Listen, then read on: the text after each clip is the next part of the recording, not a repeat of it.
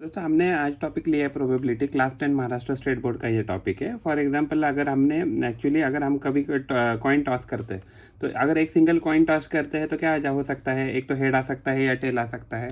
मान लीजिए अगर हमने 2 कॉइन अगर टॉस किए तो 2 कॉइन टॉस किए तो क्या आ सकता है, पहले पे मान लीजिए हेड आ गया और दूसरे पे क्या आ गया, हेड आ गया। पहले पे मान लीजिए हेड आ गया, दूसरे पे क्या आ सकता है, टेल आ सकता है। या दूसरे पे मान लीजिए पहले पे टेल आ गया तो दूसरे पे हेड आ सकता है, या पहले पे टेल आ गया दूसरे पे टेल आ सकता है। तो हमें क्या मिलेगा, तो ये एक्चुअली इतनी हमें क्या मिलेगी, तो सैम्पल स्पेस मिलेगी। अगर मान लीजिए अगर हमने 3 कॉइन लिए तो 3 कॉइन लेने के बाद क्या है, देखिए आपको लिखना है HH, ये HT, ये TH और ये TT। और आपको वापस लिखना है यहाँ HH, HT, TH and TT। तो यहाँ आपको हेड हेड हेड हेड और यहाँ आपको टेल टेल टेल टेल ऐसे लिखना है। तो यानी कि अगर आपने मान लीजिए एक कॉइन टॉस किया तो देखिए आपको सैम्पल स्पेस में 2 ऑप्शन मिलेंगे। अगर आपने 2 कॉइन टॉस किए तो आपको 1 2 3 4 यानी कि आपको 4 ऑप्शन मिलेंगे। अगर आपने 3 कॉइन टॉस किए तो आपको 3 कॉइन टॉस करने के बाद आपको ये सैम्पल स्पेस मिलेगा। यानी कि आपको कितनी चीज़ें मिलेगी, 1 2 3 4 5 6 7 8, तो आपकी 7 पॉसिबिलिटी आ जाएगी।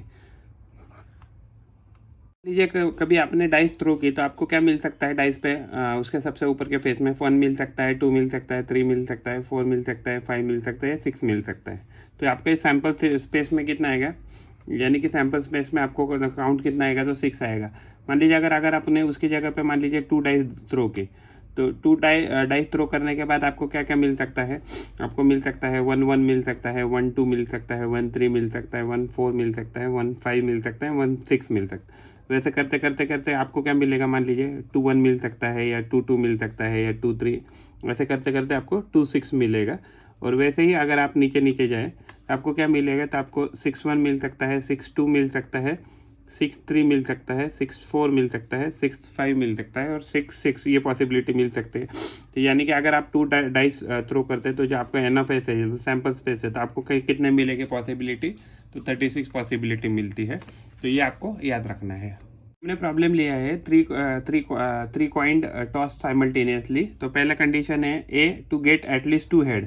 तो देखिए अगर हमें 2 हेड चाहिए मिनिमम, तो यहाँ देखिए यहाँ 2 हेड है, यहाँ भी 2 हेड है, यहाँ भी 2 हेड है, यहाँ नहीं है, सॉरी, यहाँ 2 हेड है, उसके बाद आपके पास इतने ही हेड है।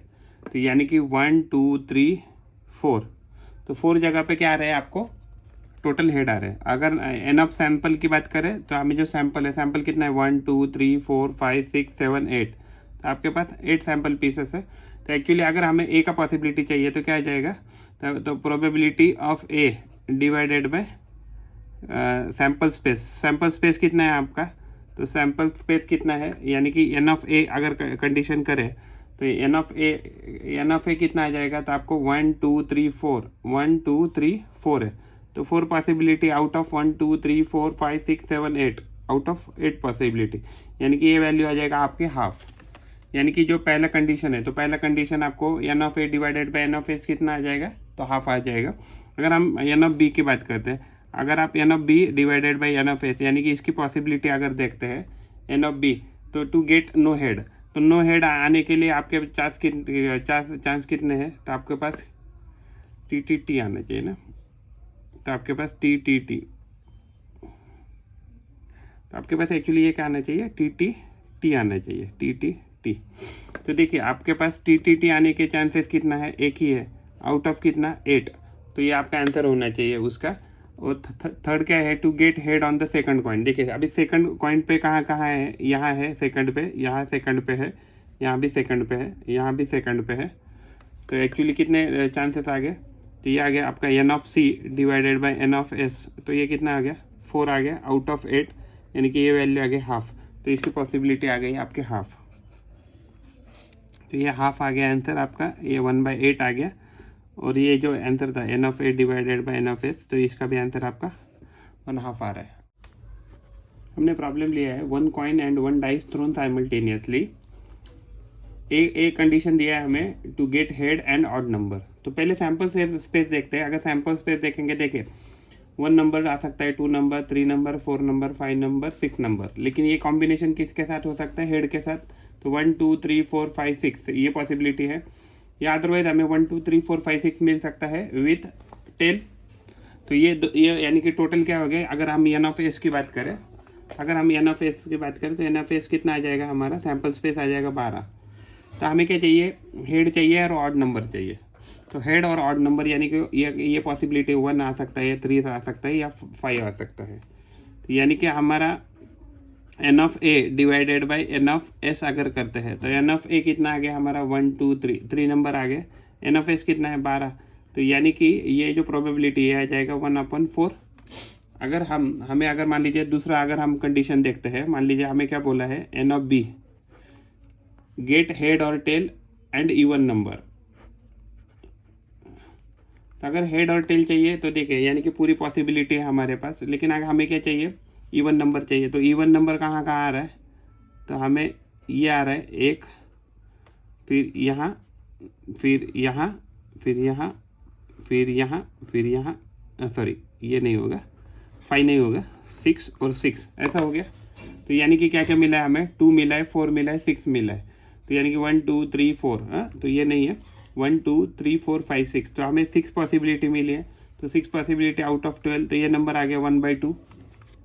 अगर नंबर एन ऑफ सी की बात करते हैं तो N of C divided by N of S, अगर उसके सी की प्रोबेबिलिटी चेक करते हैं तो देखिए number on upper face is greater than 7। तो हमें ऐसा एक भी नंबर नहीं है कि क्या है कि जो 7 से बड़ा है। तो एक्चुअली ये तो यहाँ से 0 ही हो जाएगा, और ये हो जाएगा 0 डिवाइडेड बाई 12, यानी इसकी पॉसिबिलिटी आ जाएगी, प्रोबेबिलिटी आ जाएगी 0।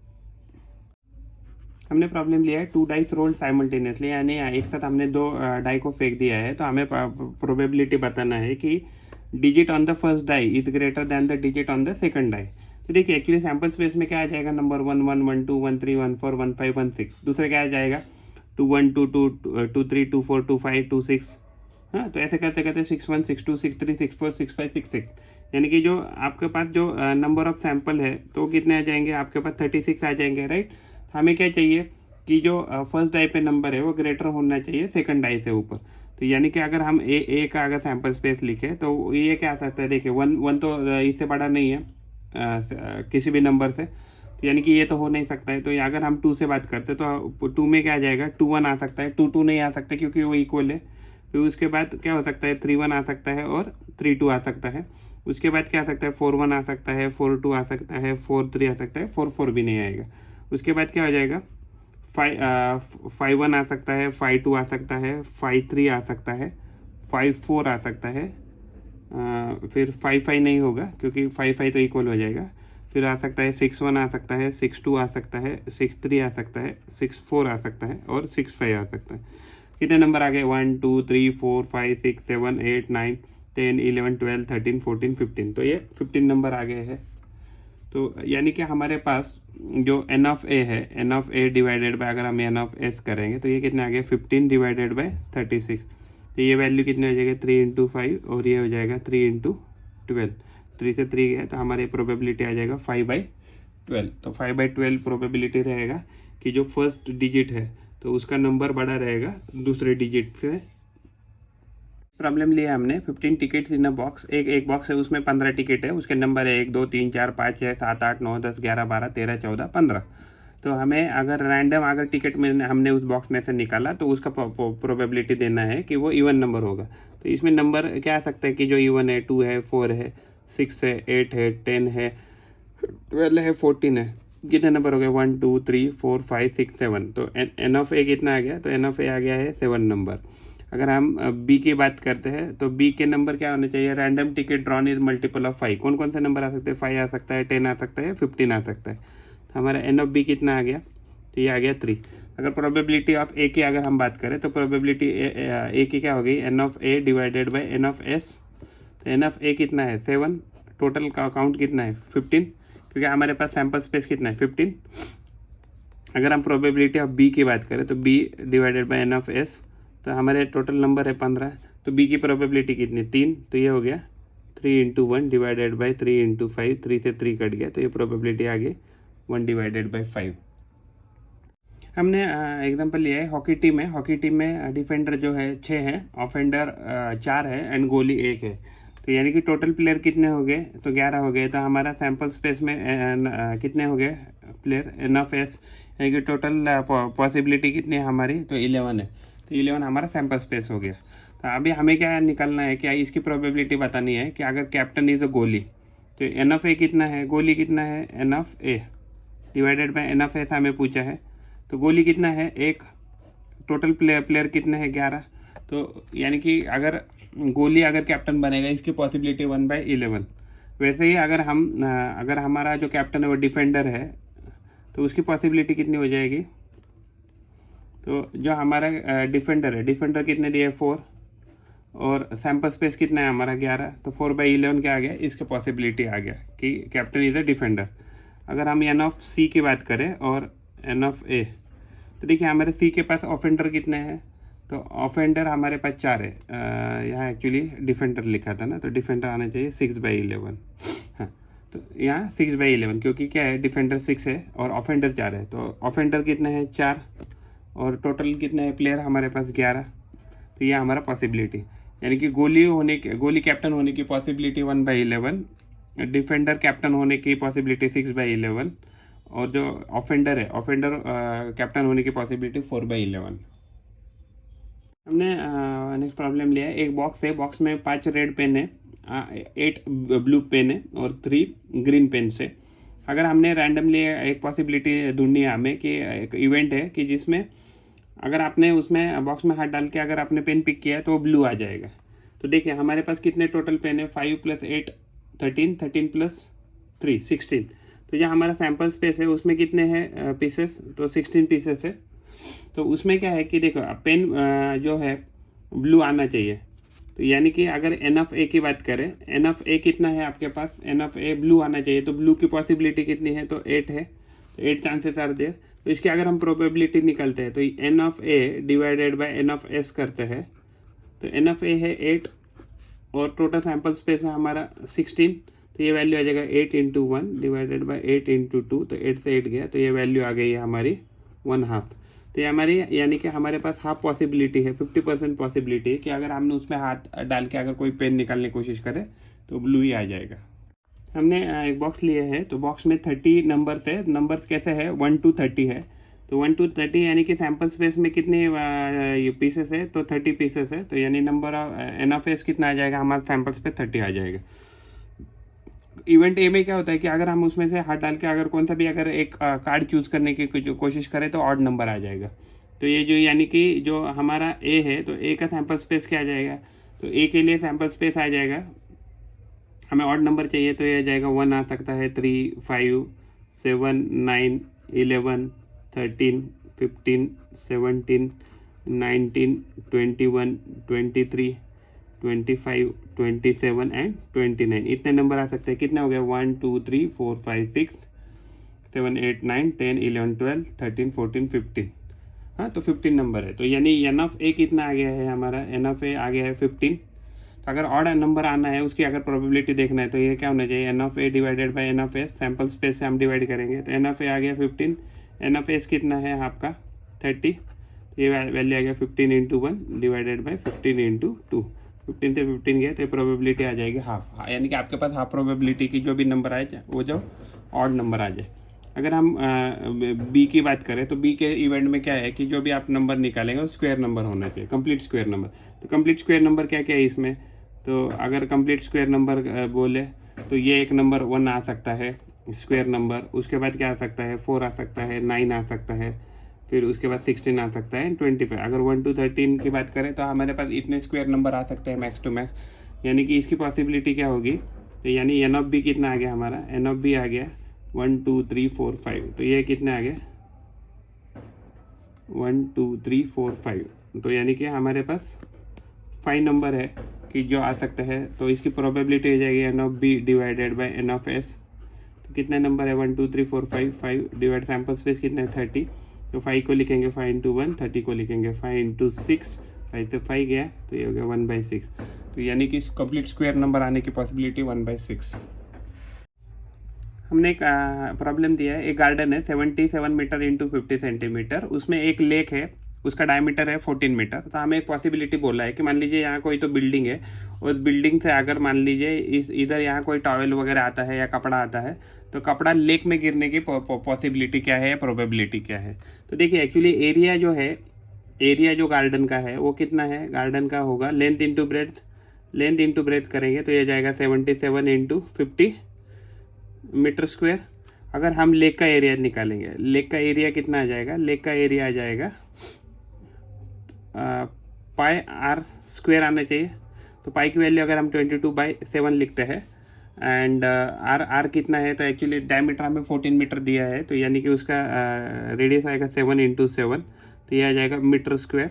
तो देखिए अगर हमें लेक में अगर कोई भी चीज़ मान लो कपड़ा वगैरह गिरने की पॉसिबिलिटी है तो क्या होना चाहिए, तो यानी कि जो भी हमारा प्रोबेबिलिटी है, तो यानी कि जो हमारा सैम्पल स्पेस कितना है, तो ये गार्डन का हम उसको जी कहते हैं, और जो भी टोटल एरिया है एक मिनट, जो भी टोटल एरिया है उसको गार्डन है, तो सैम्पल स्पेस हमारा गार्डन एरिया हो जाएगा।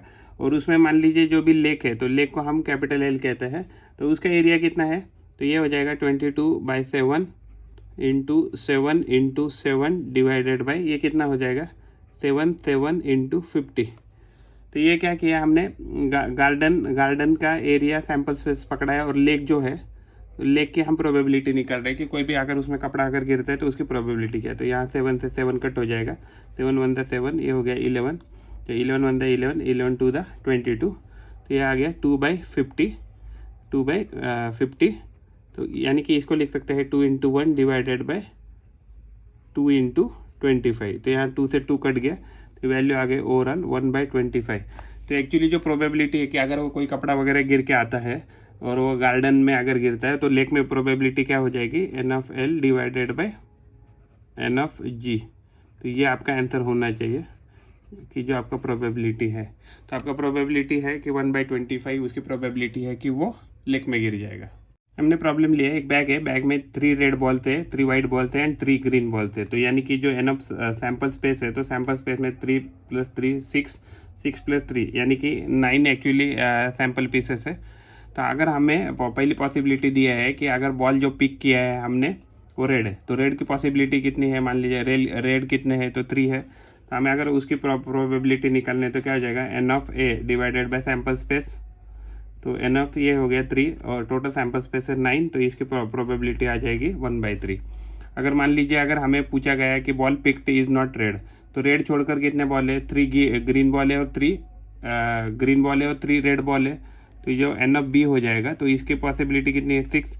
अगर हम उसको डिवाइड करते हैं सैम्पल स्पेस से, तो ये हो जाएगा 1/12। तो ये हो जाएगा 6 इंटू 1 इंटू 6 इंटू 2, 6 से 6 गया, तो इसकी पॉसिबिलिटी हो जाएगी हाफ। अगर मान लीजिए अगर हमारा बॉल अगर हमने जो पिक किया है वो क्या हो सकता है, रेड हो सकता है, वाइट। तो रेड और वाइट होने की पॉसिबिलिटी क्या है, 3 + 3 6 है।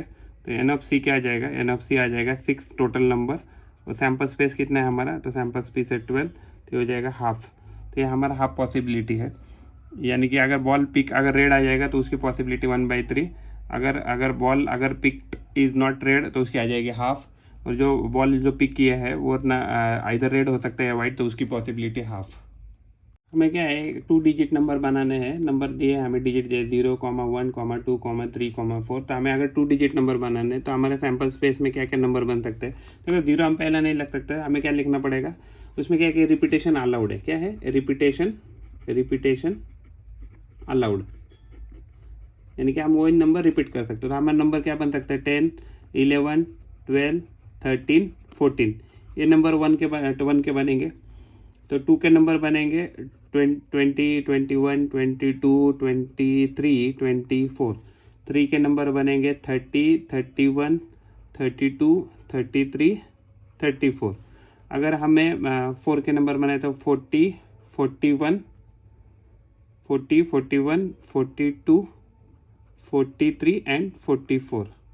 तो ये नंबर बनेंगे। तो यानी कि 1, 2, 3, 4, 5। तो हमारे पास नंबर कितने बने, तो 1, 2, 3, 4, 5, 1, 2, 3, 4, 5, 1, 2, 3, 4, 5, यानी कि हमारे पास इतने 10, 20, 30, 40। हाँ, तो हमारे पास कितने नंबर बने, 1, 2, 3, 4, 5। तो हमारे जो सैम्पल स्पेस है, तो सैम्पल स्पेस में हमारे पास नंबर कितने आ गए, तो ये आ गए हैं 20 नंबर्स, राइट।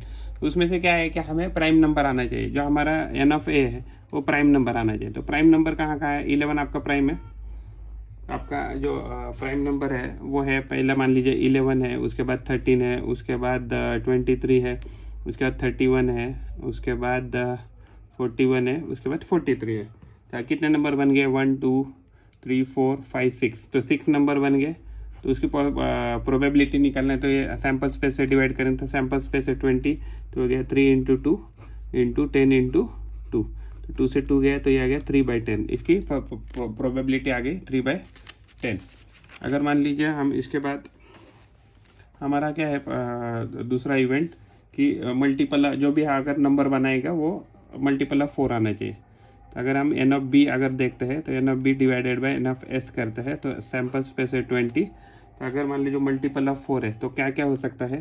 तो 12 हो सकता है, 12 के बाद 12, उसके बाद हो सकता है 24 हो सकता है, उसके बाद 32 हो सकता है, उसके बाद 40 हो सकता है, 44 हो सकता है, और कोई है? हाँ 4 फायदा 20 भी हो सकता है। ठीक है, इतने नंबर है। तो यानी कि कितनी पॉसिबिलिटी होगी? 1 2 3 4 5 6। तो ये 6 पॉसिबिलिटी, 1 2 3 4 5 6 पॉसिबिलिटी है। तो यानी इसको भी लिख सकते हैं 3 × 2 × 2 × 10। तो 2 से 2 गया तो ये आ गया 3/10। इसकी भी पॉसिबिलिटी क्या है? इसकी भी पॉसिबिलिटी 3/10 आ सकती है।